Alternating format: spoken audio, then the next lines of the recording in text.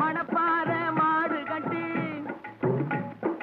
மாயவரம் ஏறு பூட்டி மணப்பாறை மாடு கட்டி மாயவரம் ஏறு பூட்டி வயக்காட்ட உழுது போடு சின்ன கண்ணு பசும் தழைய போட்டு பாடுபடு செல்ல கண்ணு ஆத்தூரு கிச்சடி சம்பா ஆத்தூரு கிச்சடி சம்பா பார்த்து வாங்கி வித விதைச்சி ஆத்தூரு கிச்சடி சம்பா பார்த்து வாங்கி வித விதைச்சி நாட்டை பறிச்சு நட்டு போடு சின்ன கண்ணு தண்ணியை ஏத்தம் புடிச்சு இறச்சி போடு செல்ல கண்ணு நாட்டை பறிச்சு நட்டு போடு சின்ன கண்ணு தண்ணியை ஏத்தம் புடிச்சு இறச்சி போடு செல்ல கண்ணு கருத நல்லா விளைய வச்சு மருத சில்லாள வச்சு கருத நல்லா விளைய வச்சு மருத சில்லாள வச்சு அறுத்து போடு களத்து மேட்டில சின்ன கண்ணு நல்லா அடிச்சு தூசி அளந்து போடு செல்ல கண்ணு பொதிய ஏற்றி வண்டியில பொள்ளாச்சி சந்தையிலே பொதிய ஏற்றி வண்டியில பொள்ளாச்சி சந்தையிலே விருதுநகர் வியாபாரிக்கு சின்ன கண்ணு. வேளாண் பெருமக்களுக்கு அன்பு வணக்கம். இன்றைய பொன் விளையும் பூமி நிகழ்ச்சியில் முதலில் வருவது வேளாண் செய்திகள், வேளாண் ஆலோசனை நேரம், வேளாண் சந்தை நிலவரம், வேளாண் வானிலை மற்றும் வேளாண் தொழில்நுட்பம்.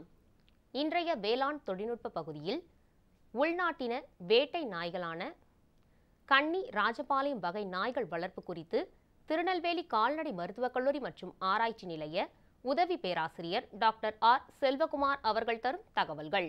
இனி தொடர்வது வேளாண் செய்திகள். வேளாண் பெருமக்களுக்கு அன்பு வணக்கம்.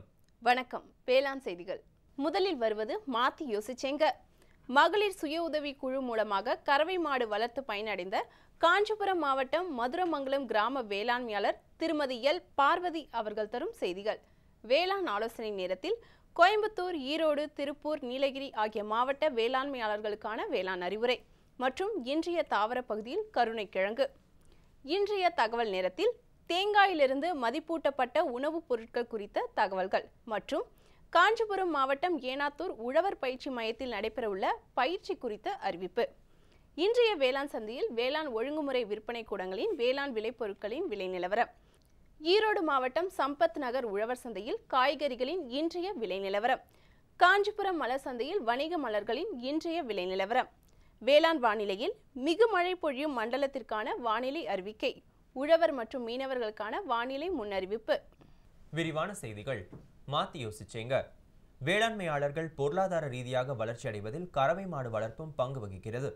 அந்த வகையில் மகளிர் சுய உதவிக்குழு மூலமாக கறவை மாடு வளர்த்து பயனடைந்த காஞ்சிபுரம் மாவட்டம் மதுரமங்கல கிராம வேளாண்மையாளர் திருமதி எல் பார்வதி அவர்கள் தம்முடைய அனுபவத்தை பகிர்ந்து கொண்டபோது,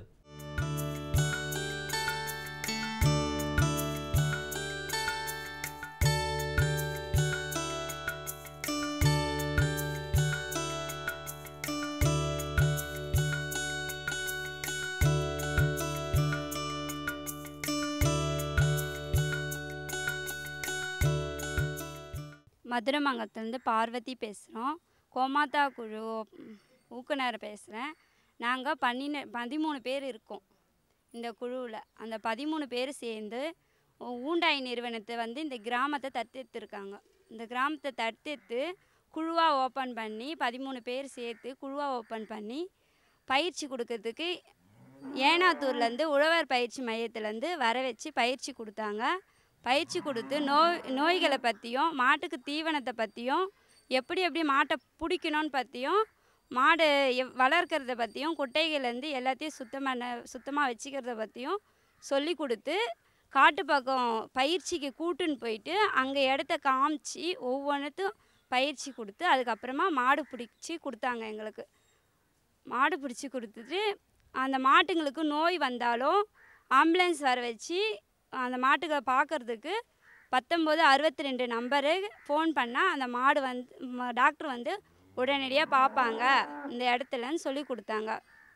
நோய்களை பற்றியே சொல்லி கொடுத்தாங்க. மடி நோய் எப்படி இருக்கும், ஒவ்வொரு காம்புக்கும் பால் எப்படி வரும், ஒரு காம்பில் டிஃப்ரெண்ட்டு கிடைக்கும், கல்லாட்டம் இருக்கும் மடி அப்படின்னு சொல்லி கொடுத்தாங்க. கோமாரி பற்றி சொல்லி கொடுத்தாங்க. அப்புறம் வந்து தீவனத்தை பற்றி சொல்லி கொடுத்தாங்க. அகத்திக்கீரை போட்டால் நல்லது, கோ4 கோ5 பில்லு போட சொல்லி வளர்க்குறத சொல்லி வீட்டில் வேஸ்ட் ஆகிற தண்ணி வச்சு பில்லுகளை கொஞ்சம் கொஞ்சம் இருக்கிற வீட்டு பக்கத்தில் இருக்க நிலத்துல கொஞ்சம் கொஞ்சம் பில்லு வளர்த்து மாட்டை பராமரிக்கிறதை பற்றி சொல்லி கொடுத்தாங்க. அப்புறம் புண்ணாக்கை மிச்சப்படுத்துறதுக்கும் பொட்டுகளை மிச்சப்படுத்துறதுக்கும் அவத்திக்கீரையும் அசோலாவும் பயன்படுத்த சொல்லி கொடுத்தாங்க. அது வந்து நோய் எதிர்ப்பு சக்திக்கும் நல்லது, பாலுக்கும் நல்லதுன்னு அதையும் சொல்லி கொடுத்தாங்க. வீட்டில் சின்னதாக தொட்டி வச்சு அதில் அசோலா போட்டு சாணத்தையும் செம்மண்ணையும் கரைச்சி ஊற்றி அசோலா போட்டு அவங்கவுங்க வச்சுருக்கோம். அவங்க சொல்லி கொடுத்தா மாதிரியே வச்சுருக்கோம். அவங்க கொடுத்த மருந்துங்களை போட்டு வர நல்லா தான் இருக்குது மாடுகளும். அதுக்கப்புறம் எல்லா பாலையும் எடுத்து ஒரு இடத்துல சொசைட்டி ஆரம்பித்து அதை ஊற்றிட்டு வரோம். எல்லாருமே 22 ரூபா 50 காசுன்ட்டு எல்லாருமே ரேட்டு வச்சு ஒரே இடத்துல எல்லா பாலுமே ஒரு இடத்துல ஊற்றி கம்பெனிக்கு அனுப்பிட்டு வரோம். பால் ஒன்றா ஊற்றுறதுனால எங்களுக்கு வந்து மாதத்துக்கு ஆம்பளைங்களை எதிர்பார்க்காம வீட்டில் இருக்க தலைவரை எதிர்பார்க்காம நாம்ளே சுயமாக மாடுகளை வச்சுருந்து அதனை பாலை ஊற்றி மாதத்துக்கு உண்டான நம்ம செலவுக்கு உண்டான காசு அதிலேயே வருது. அதன்படியே எல்லா மக்களும் இந்தமாரி மாடுகளை வளர்த்து நம்ம நாட்டுடைய பாரம்பரிய தொழிலே இந்த மாடு தான்.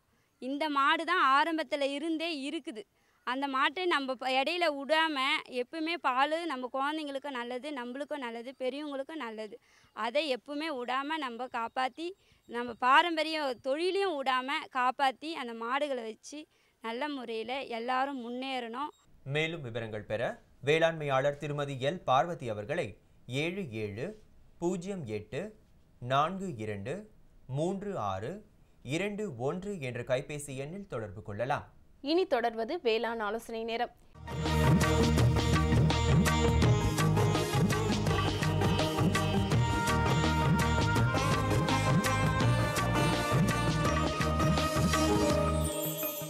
இன்றைய வேளாண் ஆலோசனை நேரத்தில் கோயம்புத்தூர், ஈரோடு, திருப்பூர், நீலகிரி ஆகிய மாவட்ட வேளாண்மையாளர்களுக்கான வேளாண் ஆலோசனை.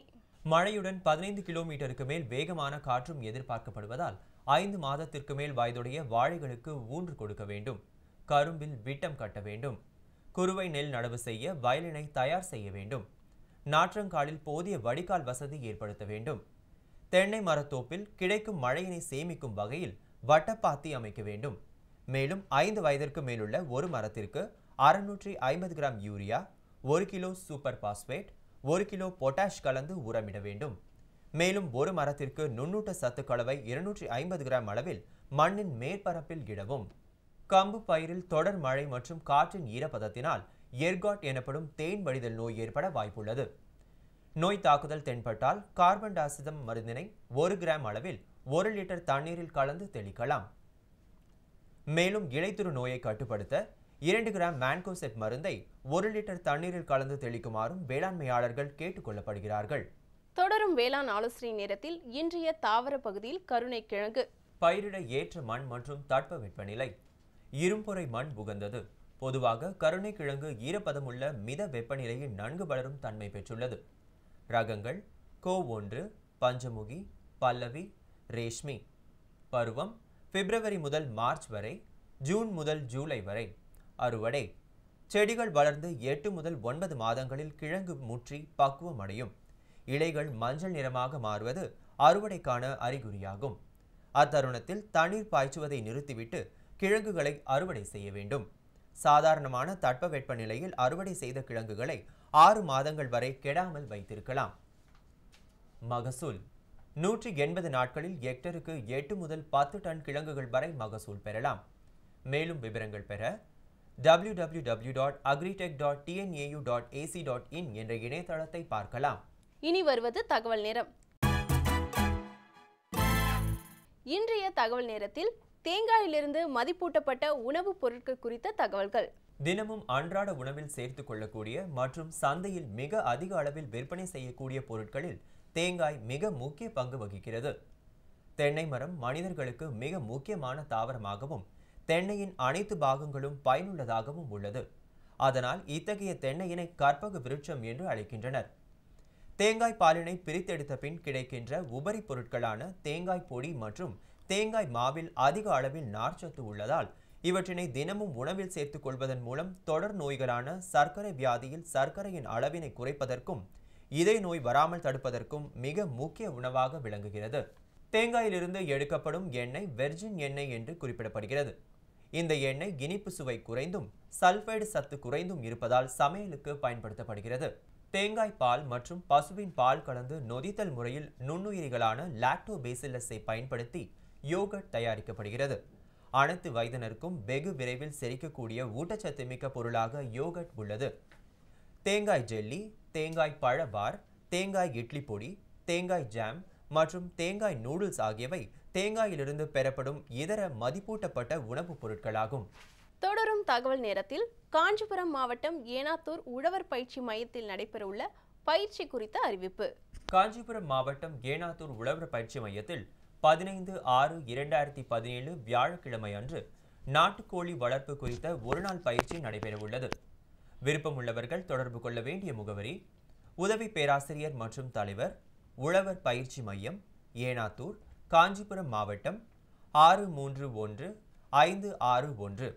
தொடர்பு கொள்ள வேண்டிய தொலைபேசி எண் 0442626419. விளம்பர இடைவேளைக்கு பிறகு வேளாண் செய்திகள் தொடரும். சரிங்க சரிங்க. இவ்ளோ நேரம் சிரிச்சு யார்கிட்ட பேசிட்டு இருந்தீங்க? விவசாயிகள் கால் சென்டர் நிபுணர்கிட்ட பயிர்கள் பத்தின யோசனை கேட்டுட்டு இருந்தேன். காலையில சரி, மதியானம் கூடவா? விவசாயிகள் கால் சென்டர் காலையில 6 மணில இருந்து ராத்திரி 10 மணி வரை திறந்திருக்கும். ஞாயிற்றுக்கிழமை கூடவா? ஆமா, வருஷத்துல 365 நாளும் திறந்திருக்கும். விவசாயம் சம்பந்தப்பட்ட பிரச்சனைகளுக்கு தங்கள் மொழியில் உடனே தீர்வு பெற இந்தியாவில் எங்கிருந்தும் எந்த போன் மூலமும் தேசிய ஹெல்ப்லைன் நம்பர் 1800-180-1551 தொடர்பு கொள்ளவும். இனி வருவது வேளாண் சந்தை.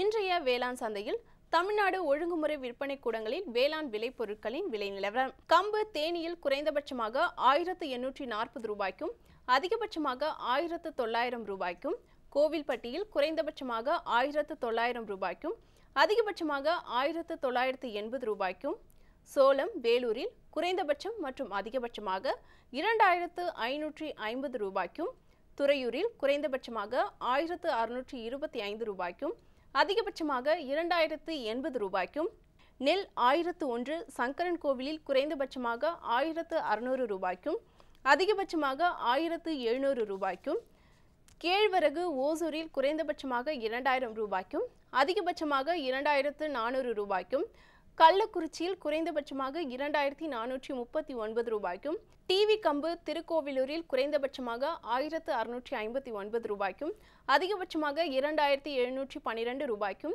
மணலூர்பேட்டையில் குறைந்தபட்சமாக 2269 ரூபாய்க்கும் அதிகபட்சமாக 2369 ரூபாய்க்கும், மணிலா கரூரில் குறைந்தபட்சமாக 4809 ரூபாய்க்கும் அதிகபட்சமாக 5859 ரூபாய்க்கும், குறிஞ்சிப்பாடியில் குறைந்தபட்சமாக 6661 ரூபாய்க்கும் அதிகபட்சமாக 7113 ரூபாய்க்கும் விற்பனையானது. ஈரோடு சம்பத் நகர் உழவர் சந்தையில் காய்கறிகளின் இன்றைய விலை நிலவரம். கத்திரிக்காய் 1 கிலோ 40 ரூபாய்க்கும், வெண்டைக்காய் 1 கிலோ 26 ரூபாய்க்கும், அவரைக்காய் 1 கிலோ 50 ரூபாய்க்கும், சின்ன வெங்காயம் 1 கிலோ 83 ரூபாய்க்கும், பெரிய வெங்காயம் 1 கிலோ 18 ரூபாய்க்கும், பச்சை மிளகாய் 1 கிலோ 38 ரூபாய்க்கும், தக்காளி 1 கிலோ 22 ரூபாய்க்கும், கருவேப்பிலை 1 கிலோ 45 ரூபாய்க்கும், கொத்தமல்லி 1 கிலோ 120 ரூபாய்க்கும், புதினா 1 கிலோ 30 ரூபாய்க்கும் விற்பனை செய்யப்பட்டது. காஞ்சிபுரம் மலர் சந்தையில் வணிக மலர்களின் இன்றைய விலை நிலவரம். கத்திரி ரோஸ் 20 பூக்கள் கொண்ட பாக்கெட் விலை 150 ரூபாய்க்கும், மல்லிகை 1 கிலோ 160 ரூபாய்க்கும், முல்லை 1 கிலோ 140 ரூபாய்க்கும், கனகாமரம் 1 கிலோ 300 ரூபாய்க்கும், செண்டுமல்லி 1 கிலோ 50 ரூபாய்க்கும், பட்டன் ரோஸ் 1 கிலோ 150 ரூபாய்க்கும், துளசி 1 கிலோ 50 ரூபாய்க்கும், சம்மங்கி 1 கிலோ 60 ரூபாய்க்கும், அரளி 1 கிலோ 80 ரூபாய்க்கும், கோழிக்கொண்டை 1 கிலோ 60 ரூபாய்க்கும், விரிச்சிப்பூ 1 கிலோ 120 ரூபாய்க்கும் விற்பனை செய்யப்பட்டது. இனி வருவது வேளாண் வானிலை.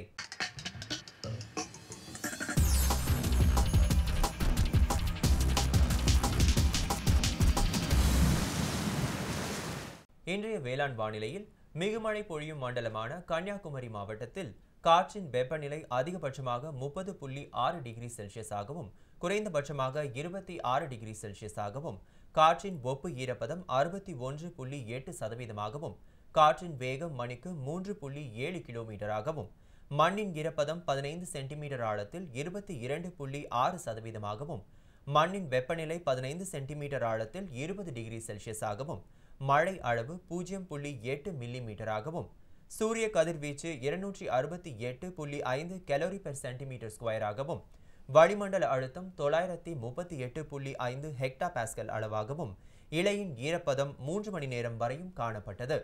வானிலை முன்னறிவிப்பு. உழவர்களுக்கான வானிலை முன்னறிவிப்பு. தமிழ்நாடு மற்றும் புதுச்சேரியில் ஒரு சில இடங்களில் மழையோ அல்லது இடியுடன் கூடிய மழையோ பெய்யக்கூடும். மீனவர்களுக்கான வானிலை முன்னறிவிப்பு. பலமான காற்று மேற்கு மற்றும் தென்மேற்கு திசையிலிருந்து மணிக்கு 45 முதல் 55 கிலோமீட்டர் வேகத்தில் தமிழகம் மற்றும் புதுச்சேரி கடலோர பகுதிகளில் வீசக்கூடும். இத்துடன் இன்றைய வேளாண் செய்திகள் நிறைவடைந்தது. வணக்கம். மீண்டும் நாளைய வேளாண் செய்திகள் நிகழ்ச்சியில் சந்திப்போம். நன்றி, வணக்கம். குழம்புல மசாலா அதிகமா இருக்கு. எத்தனை முறை சொல்லியிருக்கேன், எவ்வளவு தேவையோ அதை மட்டும் போடுன்னு. அட, நான் எப்பவோ ஒரு முறை இப்படி பண்றேன். ஆனா நீங்க வயல்ல எப்பவுமே கண்ட கிருமிநாசினிய போடுறீங்க. அப்ப அது மருமக சொல்றது சரிதான். பாரு, வயல்ல எத்தனை தேவையோ அத்தனை மருந்து தான் போடணும். நினைவுல வையுங்க, கிருமிநாசினி விஷத்தன்மை கொண்டது. டப்பாவுல எழுதப்பட்டிருக்கும் அளவுல தான் மருந்த போடணும். முதலில் ஃபெரோமோன் ட்ராப், லைட் ட்ராப், உதவும் கிருமிகள், உயிரி கிருமிநாசினி ஆகியவற்றை பயன்படுத்த வேண்டும். அவசியம் ஏற்பட்டால் மட்டுமே ரசாயன கிருமிநாசினியை பயன்படுத்த வேண்டும். தெளிப்பை காலை மாலை கையுறை, மாஸ்க் மற்றும் உடலை முழுவதும் மூடும் உடை அணிந்து செய்யுங்கள். காற்றின் திசையில் தெளிக்கும் போது பின்னால் செல்லவும். மருந்தின் டப்பா தெளிக்கும் கருவியை பாதுகாப்பான இடத்தில் வையுங்கள். இப்ப கொஞ்சம் புரிஞ்சுதா? புரிஞ்சுக்கிட்டேன் ராணி. இனிமே தப்பு பண்ண மாட்டேன். மருமக உனக்கு தண்ணி காட்டிட்டா இல்ல.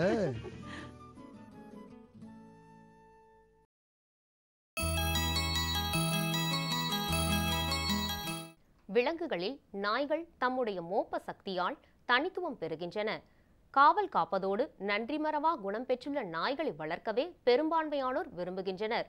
அந்த வகையில் உள்நாட்டின வேட்டை நாய்களான கன்னி, ராஜபாளையம் வகை நாய்கள் வளர்ப்பு குறித்து விரிவாக விளக்குகிறார் திருநெல்வேலி கால்நடை மருத்துவக் கல்லூரி மற்றும் ஆராய்ச்சி நிலைய உதவி பேராசிரியர் டாக்டர் ஆர் செல்வகுமார் அவர்கள்.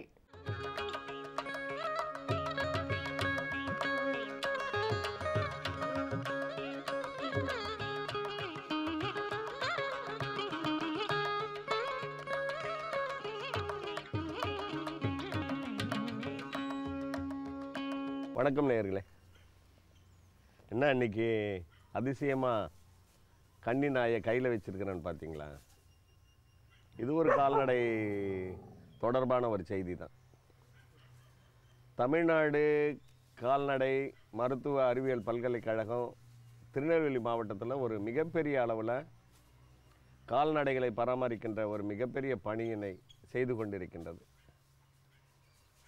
நம்ம பெரும்பாலும் பார்த்துருப்போம், விவசாயத்துறையை சார்ந்து ஆடு, மாடு, கோழி, முயல் இப்படி ஆகிய பறவை இனங்களையும் உயிரினங்களையும் பாதுகாப்பதிலே நாம் விவசாய தொழிலை சார்ந்து பொருளாதார தற்சார்பு நிலைக்கு இருக்கலாம் என்கின்ற அந்த நம்பிக்கை நமக்கு பரவலாக பேசப்படுகிறது, நாம் அறிந்த ஒன்று.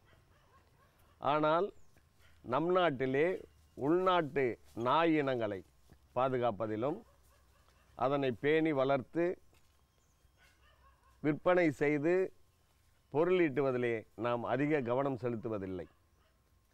காரணம், நம்முடைய நாட்டு இனங்களை நாம் பாதுகாக்க தவறிவிட்டோம்.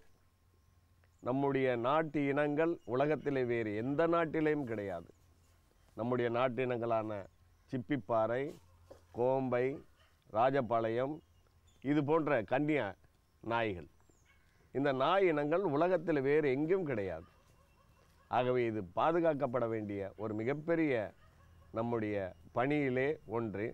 அந்த வகையிலே திருநெல்வேலி மாவட்டத்திலே நம்முடைய கால்நடைத்துறை தமிழ்நாடு கால்நடை மருத்துவ அறிவியல் பல்கலைக்கழகத்தின் சார்பிலே நம்முடைய ஐயா மருத்துவர் அவர்களை சந்தித்து நாம் இந்த நாயினுடைய தன்மைகளை, இது எப்படி சந்தைப்படுத்தலாம், இதனால் எப்படி பொருளாதாரத்தை ஈட்டலாம் என்கின்றதையெல்லாம் கேட்டு தெரிந்து கொள்ளலாம்.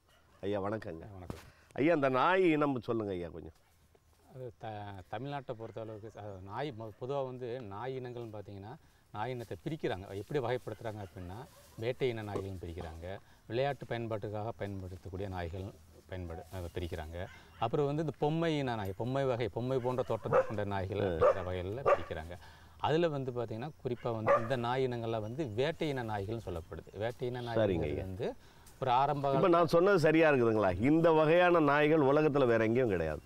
உலகத்தில் உண்டு சார், உண்டு. அதாவது எல்லா இடங்களையும் உண்டு. இந்த இன நாய்கள், வேட்டை இன நாய்கள் உண்டு. வேட்டை இன நாய்கள் இந்த வகையான கன்னி நாய்கள், ராஜபாளைய நாய்கள் இதோட பிறப்பிடம் அப்படின்னு பார்த்தீங்கன்னா நம்ம தமிழ்நாட்டில் தென் மாவட்டமான திருநெல்வேலி, தூத்துக்குடி மற்றும் விருதுநகர் மாவட்டத்தை பிறப்பிடமாக கொண்டாங்க. இப்போ ஒரு மருத்துவர் என்ற வகையில் நாம வெளிநாட்டிலேருந்து இறக்குமதி செய்யப்பட்ட ஜெர்மன் ஷெப்பர்ட், லேபு இந்த மாதிரி நாய்களை தான் நம்ம இனவிருத்தி பண்ணி இப்போ வந்துட்டு அந்த ஹப்பு என்னமோ நாய், இந்த நாய்களை நம்ம சந்தைப்படுத்துறதுல காட்டுற ஆர்வமும் அக்கறையும் நம்முடைய உள்நாட்டு இனங்கள் எல்லாம் உற்பத்தி பண்ணி அதை இனப்பெருக்கம் செய்து அதை நம்ம சந்தைப்படுத்துறதில்ல. எதனாலங்க சார்? அதாவது இப்போ நம்ம மனித வாழ்க்கை எல்லாத்துலேயும் பார்த்திங்கன்னா ஒரு படி முன்னேற அப்படிங்கிற பொழுது அது என்ன சொல்லுது, அந்த மேற்கத்திய கலாச்சாரம் வந்து உயர்ந்தது அப்படிங்கிற எண்ணத்தை நோக்கியே போய்கிட்டு இருக்கோம். அதில் வந்தது இந்த நாய்கள்னு சொல்லலாம். ஏன்னா நம்ம உள்நாட்டின நாய்கள், அழகான உடலமைப்பு கொண்ட நாய்கள்லாம் நம்மகிட்ட இருக்குது. அதை விட்டுட்டு வெளிநாட்டின நாய்கள், இப்போ பெரும்பாலும் நம்மகிட்ட இருக்க நாய்கள் பெரும்பாலும் வெளிநாட்டை பிறப்பிடமாக கொண்ட நாய்கள்.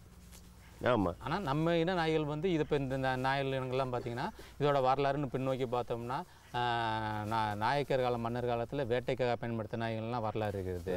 அதே மாதிரி நம்ம ராஜபாளைய இன நாய்கள்லாம் பார்த்திங்கன்னா தமிழ்நாடு இது இந்திய அரசு வந்து அதுக்கு ஒரு அஞ்சல் தலையெல்லாம் வெளியிட்டு கௌரவப்படுத்தியிருக்கு. இந்த மாதிரி பெருமைமிக்க நாய்கள் தான். அது மக்கள் வந்து ஒரு கலாச்சாரத்தை நோக்கி போய்கிட்டு இருந்தாலும் தற்போது இருக்க சூழ்நிலையில் வந்து எல்லாமே இயற்கை, நஞ்சில்லா விவசாயம் இந்த மாதிரி எண்ணங்களில் நாட்டின விலங்குகள், நாட்டின நாய்கள் மட்டும் கிடையாது, நாட்டின கால்நடைகள், கோழிகள் இதில் மேலே வந்து ஒரு ஆர்வம், தேவைகள் அதிகரிச்சு வருது. அது மாதிரி இந்த இப்போ இருக்க சூழ்நிலையில் பார்த்தீங்கன்னா இதோட தேவைகள் அப்படிங்கிறது வந்து தேவைகள் வந்து இதுக்கான ஒரு என்ன சொல்கிறது மக்களோட விருப்பங்கள் அதிகரித்து வந்துக்கிட்டு இருக்கு. இப்போ நான் கேட்குறது என்னென்னா, இப்போ இந்த நாய்கள் நாட்டு நாய்கள் எந்த சூழ்நிலையிலும் எந்த பருவநிலையிலும் வாழும். ஆமாம்.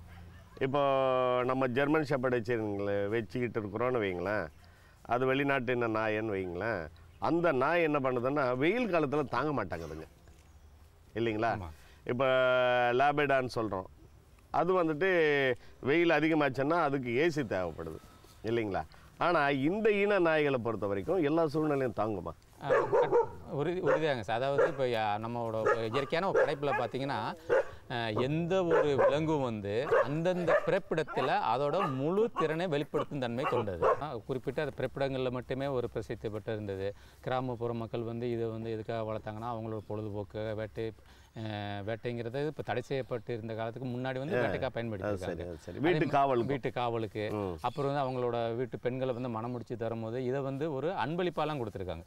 வேற அவங்களோட இந்த மாதிரி நாட்டு இன நாய்கள், குறிப்பாக கன்னி இன நாய்கள் வந்து அது வந்து இப்போ அவங்க வந்து அடுத்தவங்களுக்கு விற்க மாட்டாங்க. அது வந்து பெண்ணுக்கு வந்து சீதனமாக கொடுக்கக்கூடிய ஒரு கலாச்சாரம்லாம் இருந்திருக்கு. சரிங்க. இப்போ தூத்துக்குடி, எட்டயபுரம் அந்த மாவட்டங்களில் பார்த்தோம்னா அந்த மாதிரி பழக்கம் இன்னமும் இருந்துக்கிட்டு அந்த மாதிரி இருந்த சூழ்நிலை இப்போ மக்கள் பொதுவாக எல்லா இடத்துலையும் பிரசித்தி பெற்று எல்லா இடத்துலையும் இப்போ இந்த நாயோட தேவைகள் வந்து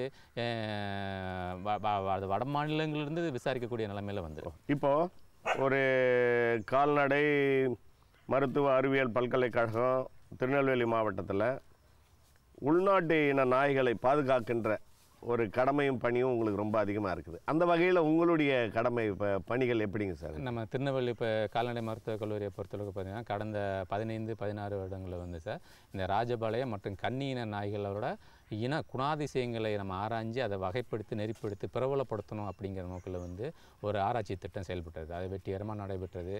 ஒரு 5 முதல் 6 நோய் தடுப்பு முகாம்கள் நடத்தப்பட்டது.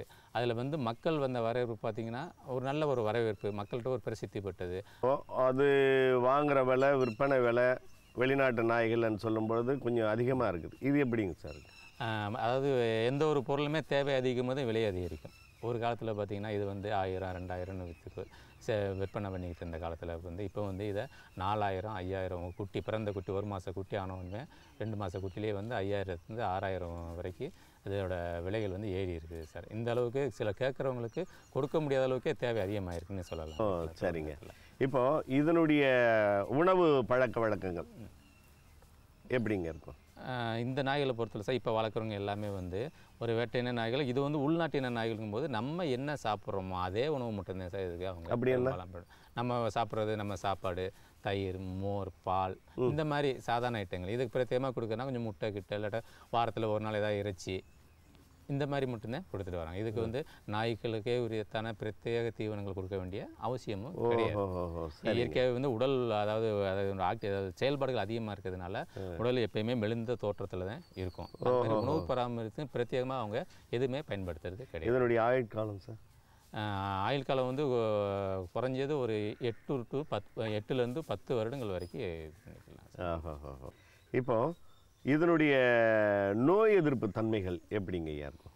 இப்போ நான் சொன்னது மாதிரி கடந்த கள ஆய்வு நடந்த ஒரு இதில் வந்து சார் இந்த நாய்களை பொறுத்தவரை நோய் பாதிப்பு அப்படிங்கிறது பெரும்பாலும் இல்லை. இவங்க இயற்கையிலேயே அதுக்கு நோய் இயற்கையிலேயே அதோட பிறப்பிடம் இதுங்கும்போது இந்த முதல்ல சொன்னேன் பார்த்தீங்களா, அதாவது அதோட பிறப்பிடத்தில் அதோட முழு திறனை வெளிப்படுங்க. முழு திறனுங்கிறது வந்து நோய் இல்லாமல் ஆரோக்கியமாக இருக்கக்கூடிய உற்பத்தி திறனை வெளிப்படுத்தக்கூடியது. அதே மாதிரி இந்த நாயை பார்த்தீங்கன்னா இதோட இடத்துல பெரும்பாலும் அதுக்கு நோய் அப்படிங்கிறது இல்லை. இருந்தாலும் நாங்கள் வந்து அது நம்மளுடைய பாதுகாப்பு, மனிதனோட பாதுகாப்பும் இருக்கணும் அப்படிங்கிறதுக்காக இதுக்கு நாங்கள் குறிப்பாக சொல்கிறது வெறி நாய் தடுப்பு நோய்க்கான தடுப்பூசி போட்டுருவாங்க அப்படிங்கிறத ஒரு விழிப்புணர்ச்சி நடந்து கிட்டத்தட்ட அந்த நான் சொன்ன அந்த ஒரு திட்டத்தில் வந்து 1000 நாய்க்கு மேலே நாங்கள் தடுப்பூசி இது. சரிங்க, ரொம்ப அற்புதமான செய்தி அது. இதை வந்துட்டு சந்தைப்படுத்துறதுக்கு இதனுடைய இனவிருத்தியை உற்பத்தி பண்ணுறதுக்கு உங்களுடைய பங்களிப்பு ரொம்ப நல்லா இருந்திருக்குதுன்னு நீங்கள் சொல்கிறதுலேருந்து தெரிஞ்சுக்கிட்டேங்க. ரொம்ப நன்றி, மகிழ்ச்சி.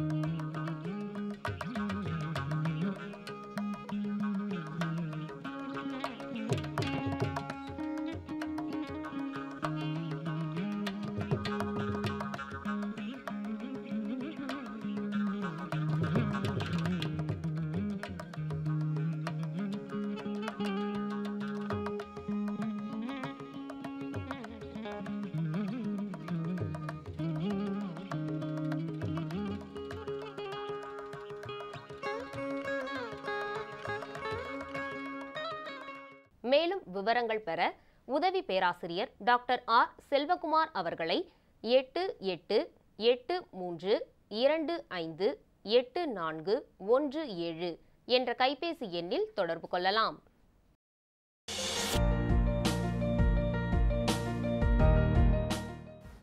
வேம்பு கலந்த யூரியா. சிறந்த உற்பத்திக்காக வேம்பு கலந்த யூரியா நம் நாட்டிலேயே 70 லட்சம் டன்னாக அதிகரிக்க 6 ஆலைகள் சீரமைக்கப்படுகின்றன. FCIL-இன் கோரக்பூர், சித்ரி, தல்ச்சர் மற்றும் ராமகுண்டம் ஆலைகள், HFCL-இன் பரௌனி மற்றும் BVFCL-இன் நாமருல் போர்ட் ஆகியன. பழம் நழுவி பாலில் விழுந்தது போல இப்பொழுது நம் நாட்டிலேயே வேம்பு கலந்த யூரியா உற்பத்தி செய்யப்படும். இதனால் விவசாயிகளுக்கு நன்மையே விளையும். 10% வரை தானிய உற்பத்தி அதிகரிக்கும். மண்ணில் 10 to 15% நைட்ரஜன் திறன் அதிகரிக்கும். சிறந்த உற்பத்திக்கு வேம்பு கலந்த யூரியா.